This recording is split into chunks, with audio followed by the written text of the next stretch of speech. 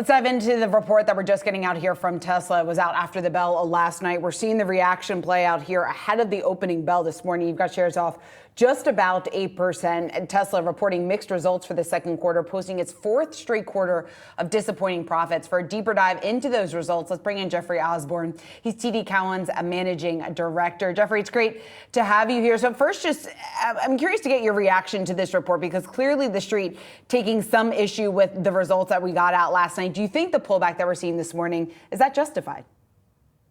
I do think it's warranted. Thanks for having me on. The biggest disappointment in my mind was really the gross margins on the core auto business. 80% of the call was discussed. Elon was discussing things that really don't exist at this point. But if you just really get back to the nuts and bolts of the company, the auto business is really struggling. It's a tired Model 3 and Y lineup. Really need to see a reinvigoration, as your colleague was talking about, of the portfolio next year. That got pushed to the second half of the year. So I think the pullback is warranted. We're going to be in an information vacuum until October 10th. We have that autonomy day, and then we get more details about the new low-cost vehicle that's certainly needed in this type of economic environment. So Jeffrey, are investors almost in a holding pattern then at this point, do you think? I think they are in a holding pattern. You really have to just put yourself in the lens of an institutional investor. You've got the Magnificent Seven. People can allocate the capital between those.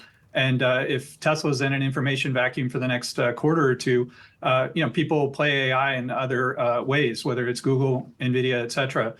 So certainly other opportunities here. But what typically excites investors is when there's reality around new things for Tesla. And right now, what was expected to be reality next month in August got pushed out.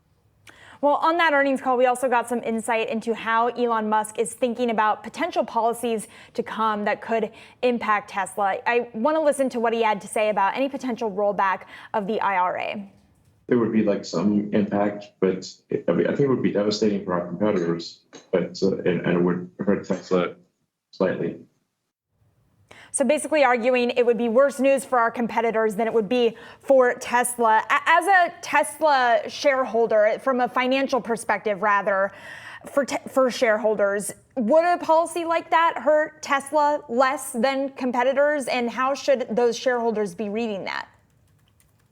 Yeah, I mean, certainly Tesla's been at the EV case for a longer period than pretty much any other car maker. So other car makers, sort of by definition, certainly are benefiting more from the tax credit than say, Tesla's typical buyer. I would say it's completely contradictory to what Elon's mission was to start. He wanted EVs to proliferate for all, and even talked about sharing the technology, licensing battery and safety technology to other OEMs. And so now he seems to have taken a different tactic as it relates to boxing out the competition. But I do think it'll hurt everybody. So I'm not a believer in just one side of the ledger gets hurt, but certainly any new entrant that is subscale, both in battery manufacturing and car manufacturing, would benefit from these types of credits. Given the income limitations that have been put on that with the IRA, you're essentially forced to lease cars. That's not for everybody. So it is a subsegment of EV buyers that benefit from the credit, just due to the income limitations that have been put on the $7,500 tax credit, though. So from a policy perspective, who is better for Tesla shareholders, Kamala or Trump? Yeah, I personally think that the Democrats win would be better for any type of EV and energy transition company.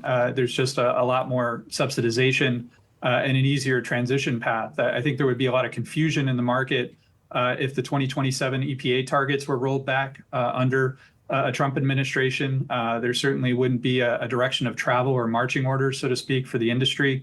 And so some OEMs might take a more leisurely pace in getting there relative to, say, the European market and China with its new energy vehicle policy credits. Those are similar, if not larger sized markets. And so if the U.S. takes a step back as it relates to emission standards under a Republican administration, it's going to hurt the OEMs that have a variety of vehicles that they can sell, because it just limits the scale that they have with EVs, and it'll force them to come up with options for both the European market and China, which are still forcing automakers to go down this path.